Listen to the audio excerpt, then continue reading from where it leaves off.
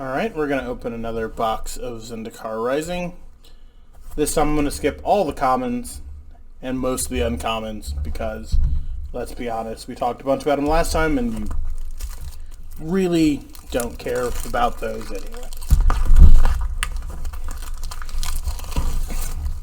Let's go ahead and get into this.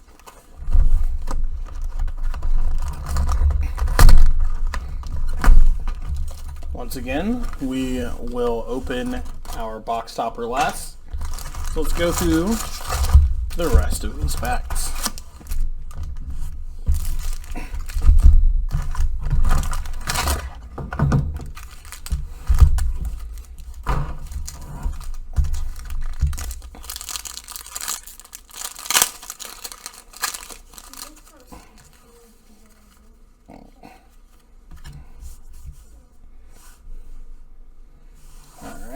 Got some lands and some tokens. We have our first rare, Inscription of Abundance. It's 2 mana, and if you kick it for 3, so 5 total, you get to choose as many of them as you would like. Put 2 counters on target creature. Target player gains X life. Rex is now the greatest power among creatures they control, and target creature you control fights the other creature you don't control. I really like this card. I think it's pretty good. It reminds me of Dramoka's Command, but you know, quite a bit worse because you have to pay additional mana for it.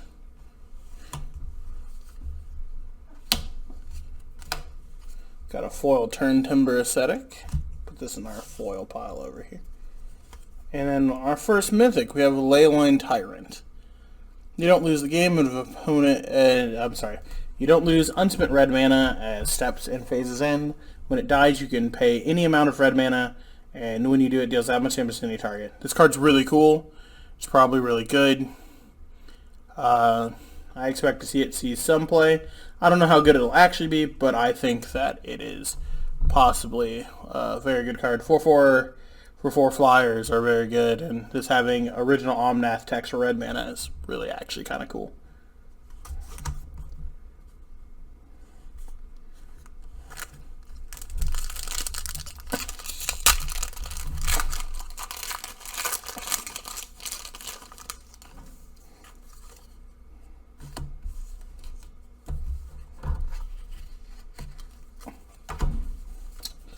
We got a Thieving Skydiver. People are talking about this guy a lot. To steal your own equipment like Colossus Hammer, and in Commander stealing like Soul Rings and Mana Crypts and things of that nature. So, you know, he's probably going to be alright. See a little play in some fun decks and things of that nature. But, you know, never know.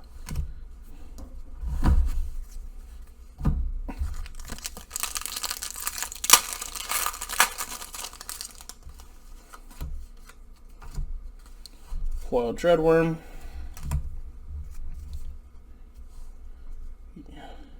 Yasharn and Implacable Earth. 4/4 for 4. Get a Force in the Plains, put it in your hand. And then players can't pay life or sacrifice non-land permanents to cast spells or activate abilities. I like this card. I like the secondary text. I like the fact that it just gets you 2 lands. Curves with Azusa. Could be cool and constructed.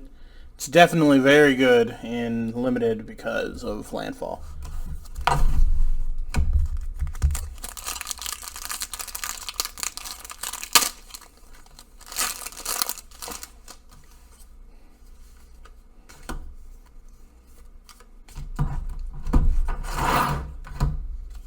Maul of Skyclaves. I'm not sure if this card's any good. I think it's neat. I like it a little bit. I like that it's an equipment that you can use later, but it attaches for free. Blasubasu First Strike is very neat. It's definitely very good in Limited. If you're playing white and Limited and you can afford the equip cost later, or have an Ahiri or an Akiri or anything of that nature, I think it's very good. Flying in First Strike is very strong. If you think of it as basically just an enchantment, it's also pretty good. As an aura. That sticks around if you have extra mana later. So I'm not sure if this card will actually see any play, but I do think that it's a kind of neat card.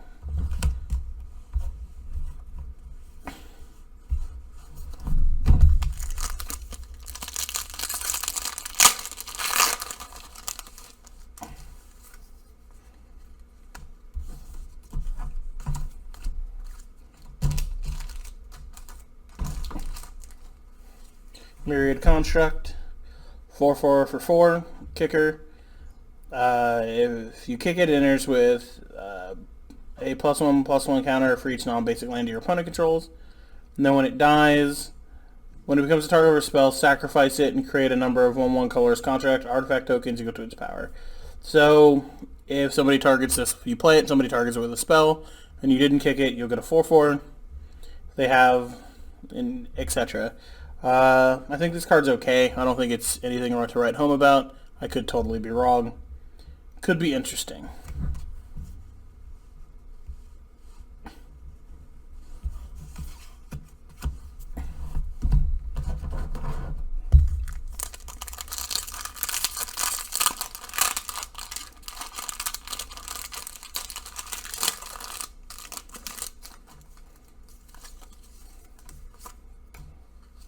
Bright Climb Pathway. This is the white and black dual modal land. Clearly this is good. If you're playing black and white, you have some early game stuff you want to cast, or just in general, like, even though pick which side you want early or middle of the game or whatever is very good, so you're definitely going to play these guys in standard. Another one open.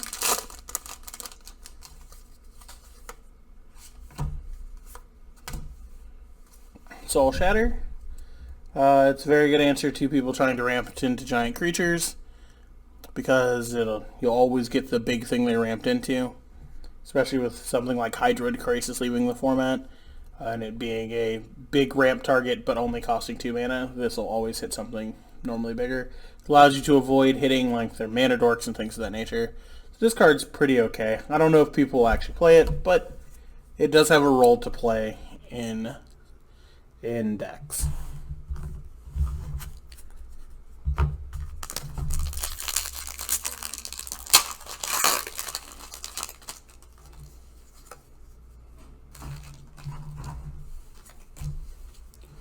Foil Cleric of the Chill Depths. It's a very pretty foil. Oh, another mythic, Nahiri, Heir of the Ancients. She's a planeswalker. She costs 4 mana, as you can see. And her +1 makes a core soldier that grabs an equipment. Like I said earlier, like if you had them all the Skyclaves and were playing a Nahiri, making a 3/3 first strike on your turn, even if you had to block with it every turn, is pretty strong. She can -2 to find warriors and equipment cards. You look at the top 6 cards of your deck, and you can take a warrior and equipment card, put it in your hand, and the rest at the bottom of your deck. And then her -3 is she deals damage to target creature player equal to twice the number of equipments you control. So she's a very equipment-focused planeswalker. As far as constructed playable equipment that were in standard before this card, it was basically Embercleave and Shadow Spear.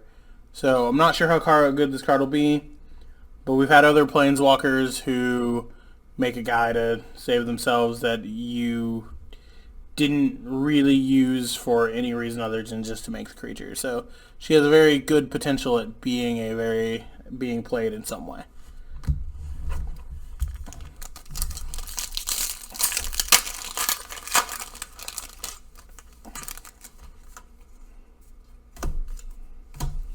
Foil Brushfire Elemental. I like these new borders. The foils on them look so good. I really enjoy them. Swarm Shambler. If you're going to play a +1/+1 counter deck, this guy's going to make it. They're going to want to kill your guys' counters. You're going to get some plants for extra things, and he can grow himself bigger for 1 mana. Is he anything to super write home about? I wouldn't say so. But if there is a +1/+1 counter deck in Standard, he'll definitely be a part of it. Getting close to the end of the first third of our box. We'll have to see.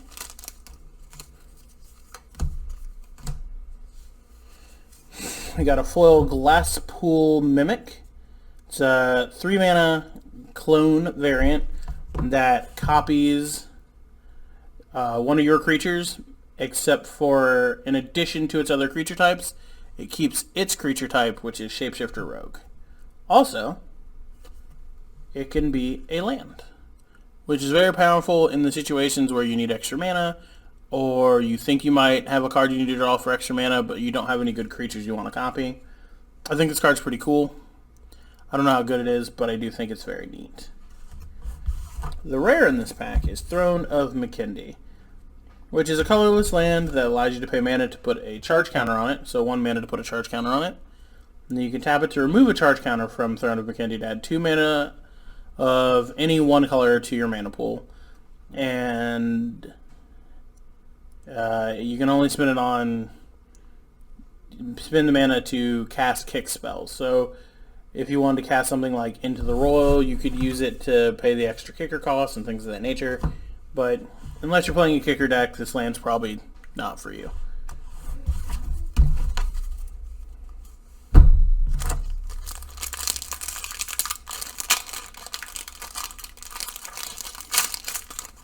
Last pack in our first third.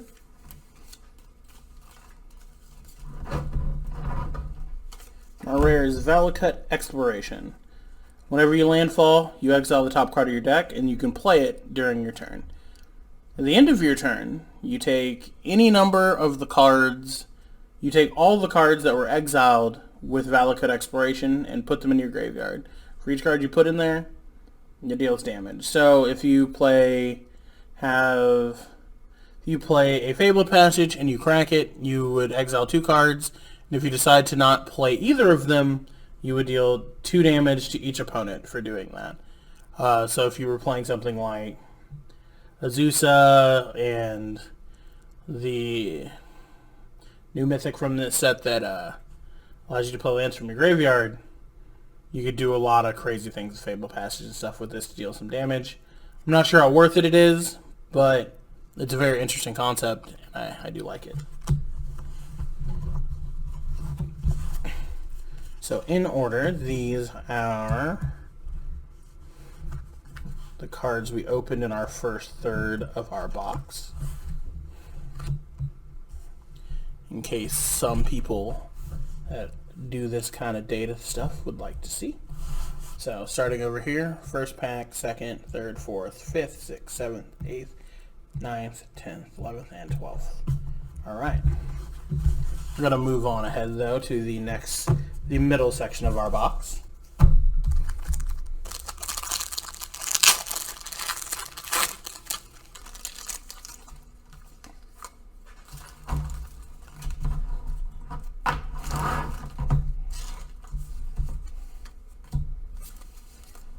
Rare in our first pack is Shadow's Verdict. Exile all creatures and planeswalkers with converted mana cost 3 or less from the battlefield, and all creatures and planeswalkers with converted mana cost 3 or less from all graveyards. This card's okay. It's sorcery, it's 5 mana. It just depends on your matchups and how good this card could be. I'm not sure how standard will look, so I don't know how good this card will be.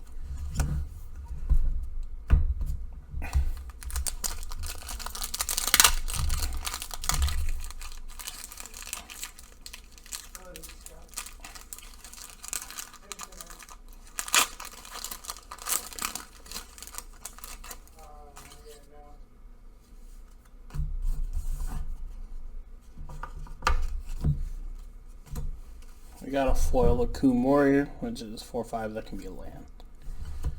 And the Lotus Cobra. Lotus Cobra never has landfall, so you get a mana. You add 1 mana of any color of mana you want to your mana pool. It's a good card. We'll see how good it is. The first time this card was printed, the Zendikar fetch lands were legal, and it was a completely insane card. I haven't kept up enough on standard in general to say how good this card might be, but I imagine there are lots of people out brewing with this and a lot of other cards right now and getting some pretty good results.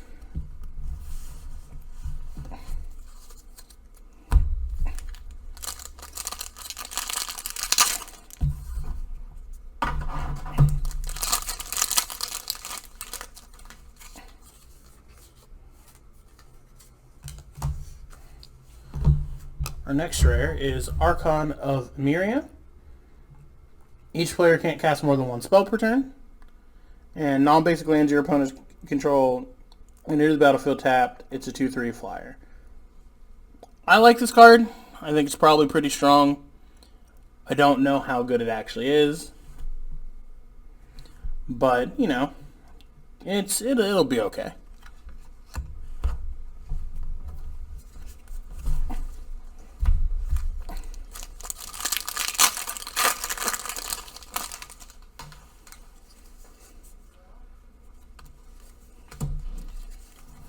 Our next rare is Inception of Insight. 4 mana, kicker 4. You can choose all of them. Probably when you're kicking this, you want to be choosing all of them.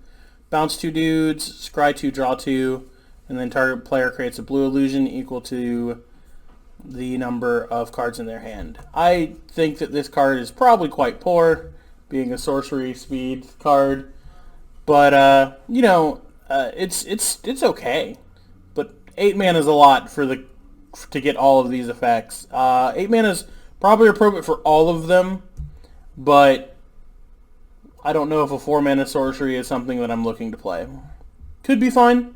I'm not gonna judge on this one. There's probably a spot for it, but probably not great.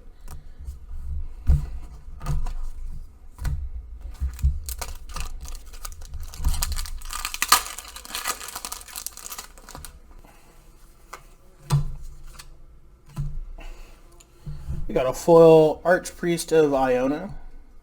I like this card. It's always a 1/2 for 1 that gets bigger when you play other creature types because of party, and then if you have all 4 of them, he just at the beginning of combat on your turn gives flying and +1/+1. I think this card's just really good in general. Like, you can play this in a white weenie deck and it would be good. You can play this in anything, and it's in any of the white decks it'll probably just be fine. It's one of the cards with a party payoff that is okay but unnecessary, which I think is the best part of party. If you want to go full on, you get an additional thing, but the card's strong if you do or do not.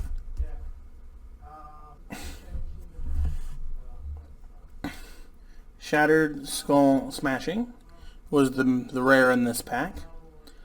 So it's a double red X spell that you can deal the damage divided as how you choose among up to 2 target creatures or planeswalkers. If it's 6 or more, it deals twice X divided how you choose. So if you pay 8 mana into this, it'll deal 12 damage, and so on and so forth, and you can divide it however you want. Also, as an upside, earlier in the game, if you don't need this kind of effect, it has the awesome ability for being one of the mythic modal cards that allows you to play your land and play it untapped if you pay 3 life. So I think this card's quite good. If there's a red deck that needs to remove creatures and planeswalkers, then this card's probably pretty strong.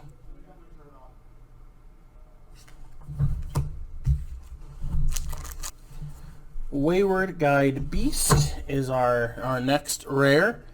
He's Trample Haste +2/+2, and then if it deals combat damage to a player, return a land you control to its owner's hand. I think this card could be quite good in a landfall deck, an aggro one, later than turn 1. It's pretty not good on 1, though, and that's unfortunate, because it has Trample and Haste, but it always will set you back. So I'm not 100% sure how good this could possibly be, but potentially could have some interesting applications, but I'm not 100% on this is going to be a good card.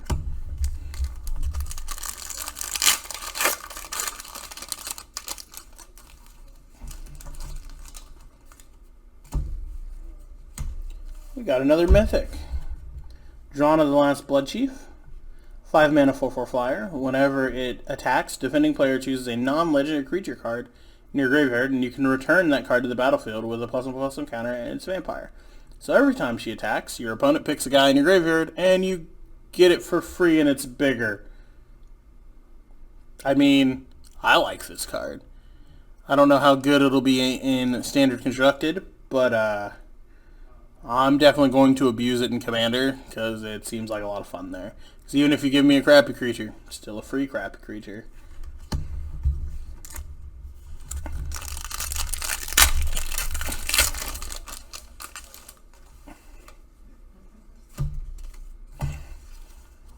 Rolling Vortex. It's 2-mana enchantment. At the beginning of each player's upkeep, Rolling Vortex deals 1 damage to each of them. I'm sorry. So on my upkeep it deals damage, on your upkeep it deals damage. Then whenever a player casts a spell that was for free, they take 5. And you can pay a red so that your opponents can't gain life this turn. I think this card's pretty okay. Having consistent damage is strong. Cards like this have been played before. I don't know how good this version of it will be, but it reminds me of Sulfuric Vortex, but a little bit different, and it's trying to target a few different things. The you can't gain life thing has to be paid for red instead of just being tacked on, which I think can be kind of appropriate. It gives a little bit more play for cards that gain life, but, you know, it's just pretty good to an okay card.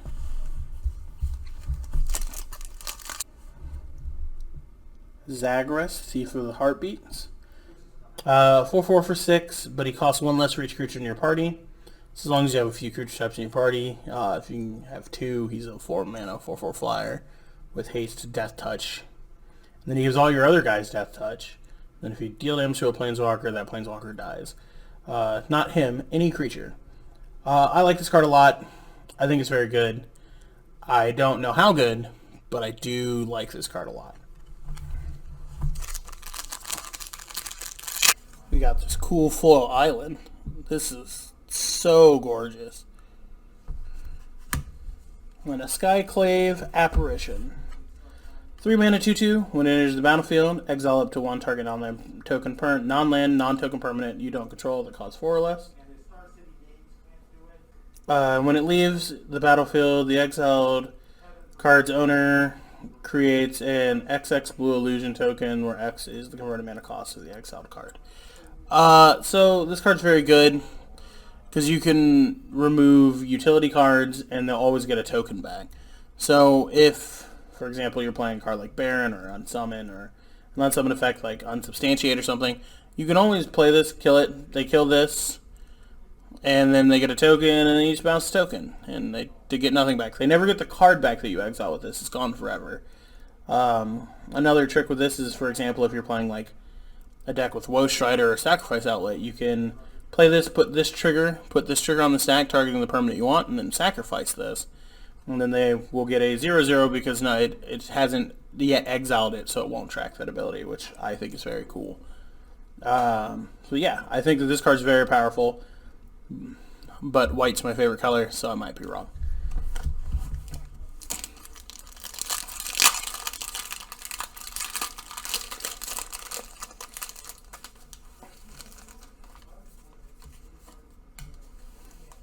Linvala, Shield of Seagate. I like this card too. Once again, it's a legendary 3/3 wizard for 3 mana with flying. I like that it's just a 3/3 flyer for 3. It being legendary is unimportant, but its ability is at the beginning of combat on your turn. If you have a full party, you can choose a non-land permanent until your next turn. It can attack or play or use activated abilities. And so it detains something, which is a mechanic from Return to Ravnica for Azorius, which I think is very cool and appropriate. Her other ability is that you can sacrifice her and choose Hexproof or Indestructible, and all the creatures you control gain that ability until end of turn. So someone's trying to slaughter the sky you. I think I'll sack this. I think not. You want to save one very important creature that they're trying to remove. I think not. They're trying to play a spell that targets 2 creatures. Same thing. I like this card a lot. I think it's very powerful. We'll have to see if blue-white's good. I'm going to be giving this a try alongside with the Archpriest of Iona that we opened earlier. I'm going to be trying these sort of things in a deck, so we'll see how that goes.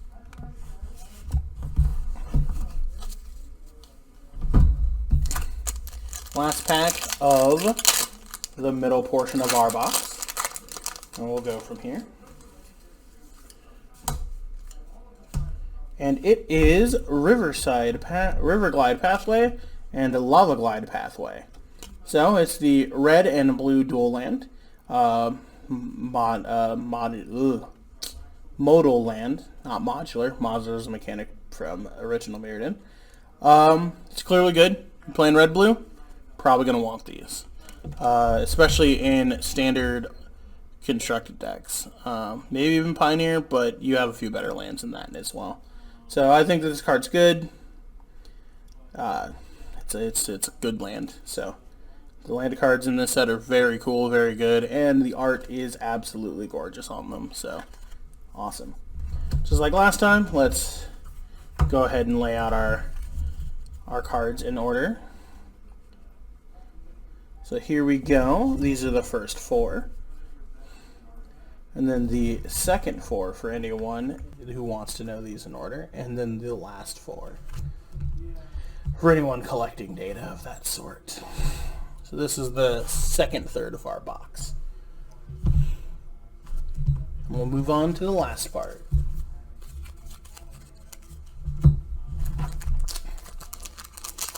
Get these last 12 packs done.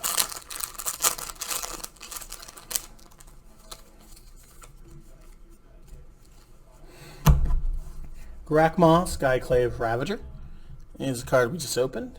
He is another +1/+1 counter kind of card who is green and black. He's a 0/0, but he enters with 3 counters, and whenever another creature with a counter on it you control dies, you can put a counter on him, and when he dies, you make an XX creature with power and toughness equal to the number of counters that were on him, an XX green and black Hydra. So if you kill him, you get a second Hydra of the same size that he was. I think this card's really cool, and I am pretty excited to see if some people can make it work.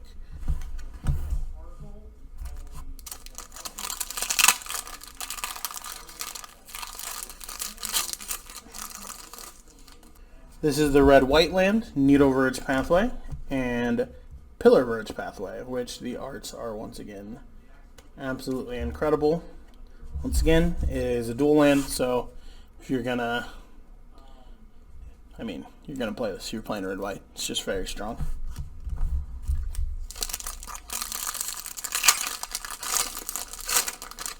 Got a foil Rockside Sorcerer. Whenever you cast an instant or sorcery spell, deals a damage to any target. Oh, this is going to make my cube, so this is a pretty cool one. And then we have Coral Helm Chronicler. Whenever you cast, it's a 2/2 for 3. Whenever you cast a kick spell, draw a card, then discard a card, so you loot. And also when it comes into play, it looks at the top 5 cards of your deck, and then you can select a card with kicker from among them and put it into your hand and put the rest at the bottom. I like this card because it can find cards like Into the Royal and Jace. I don't know how good this card will be. It's probably not great, but I think it's a cool concept, and it's a good linchpin if you're going to try to play a neat kicker deck. It gives you some advantage in finding the kicker cards you're wanting to cast.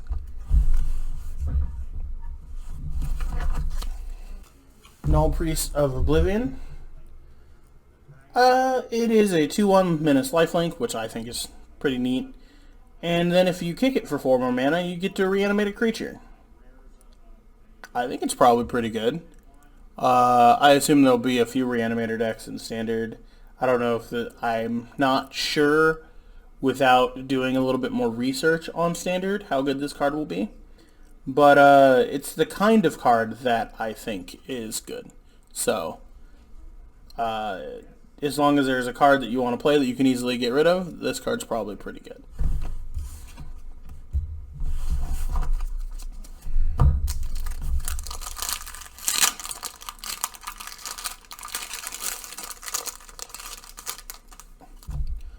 Ondu Inversion. So it's an 8 mana destroy a non-land permanent spell, which, yeah, I guess it's about right, but like Planar Chaos costs 6, destroy a non-land permanents. But it is, the upside of it is that when you can't cast it, it's always just a land so you can cast your next copy, which I think is quite powerful.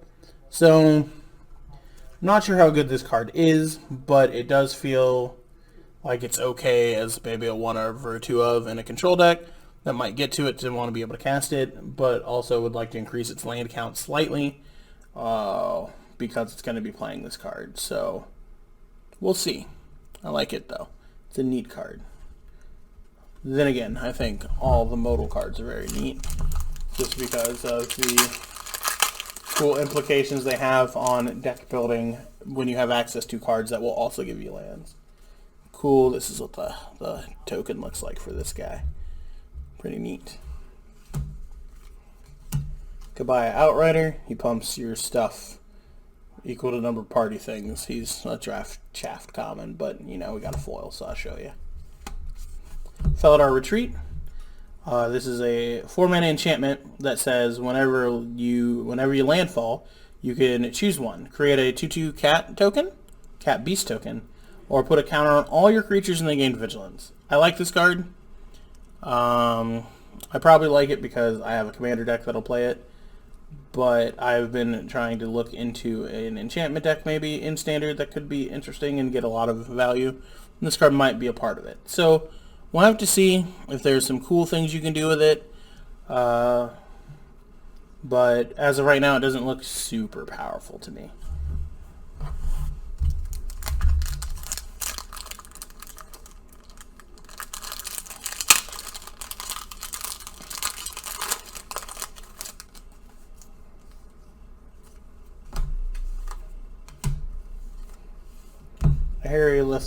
Nahiri's Lithoforming.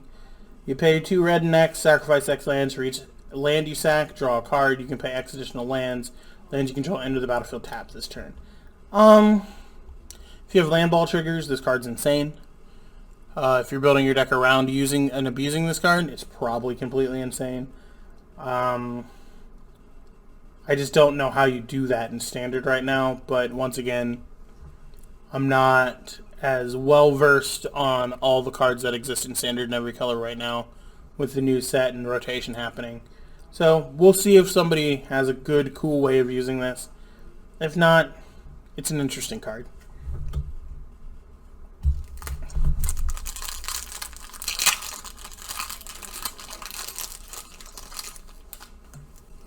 Aggro Mauling. If your opponent has no basic lands, this is murder. You can also play it as a land. It's okay. I don't see too many people probably going to be playing this, but it's just alright.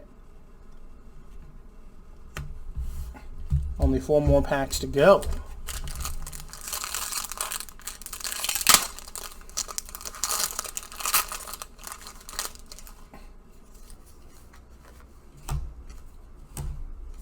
We got a foil Oriah, the Skyclave Hierophant, which is also the buy a box guy for this set.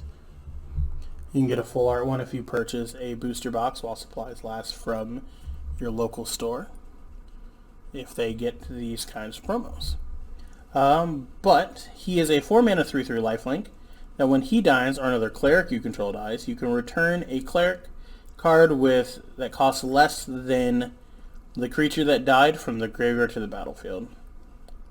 This feels like there's combo potential here. I don't know exactly what it is, but it definitely feels like some pretty strong combo potential.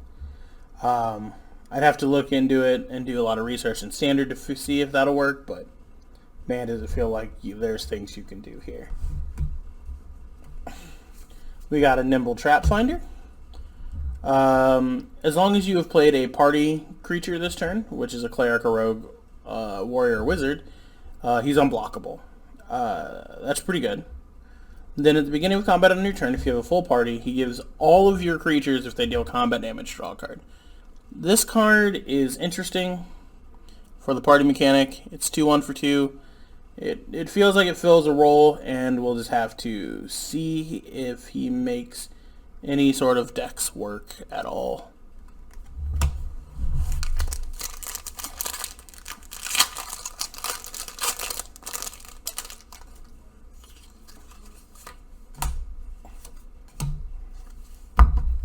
Zarathan the Trickster. He's a 5-mana 4/4 with Flash. And then he also has an ninjutsu-like ability, which is pay 4 and return an unblocked attacking rogue you control to its owner's hand to put him into play tapped from your hand to tapped and attacking, which can be very, very dangerous for people. So it's a very interesting kind of card. But when he deals combat damage to a player, you can put target permanent card from that player's graveyard on the battlefield under your control. So planeswalkers, enchantments, artifacts, they're all yours. They're all for you to see, for you to steal. So I think that this card's interesting. I think it could be fun. We're going to have to see how good it is.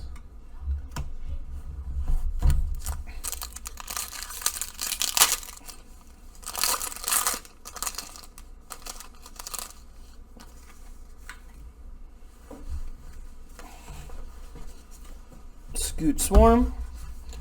It has landfall. You make an insect token. But if you have, when you landfall, if you control 6 or more creatures, and it's a 1/1, you make a copy of Scoot Swarm. This card just seems like a lot of fun, because once you have 6 lands, you can just start making more and more copies, and they keep making more and more copies, and they keep making more and more copies. So I think this is a cool card. I don't know if it's very good, but I like the flavor of it.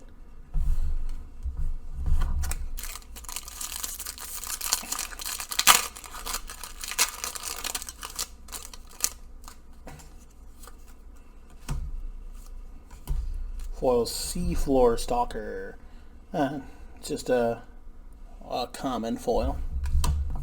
Then our last card for our box so far is Squad Commander, which is a 4-mana 3/3 that says when he enters the battlefield, you create a 1/1 white core soldier token for each creature in your party. So if it's just him, you get 1. If you have a cleric or a rogue, you get 2, etc., etc., and so on and so forth. So he could make up to 4 creatures, so he could be a 4-mana 7/7 effectively. But at the beginning of your combat on your turn, if you have a full party, all of your guys get +1/+1, +1/+0, and indestructible, which can be very, very strong. And I laid them out this time instead, but this is the order in which they were in the box, and this is the order in which we pulled them for anyone who is looking for that kind of data, or is just interested in how they look. And the moment you've all been waiting for. So, every booster box of Zendikar Rising comes with a box topper, which is one of 30 lands that were chosen. And we when we open our boxes, we open them and put them in the inventory at the store, at the Game Haven. You can buy them if you want. So let's take a look. It's a luxury suite. So this is the red-black Battle Bond land. So it's a multiplayer land. If you have 2 or more opponents, it comes into play untapped. It's not legal in Standard, but it is a cool bonus to opening a box.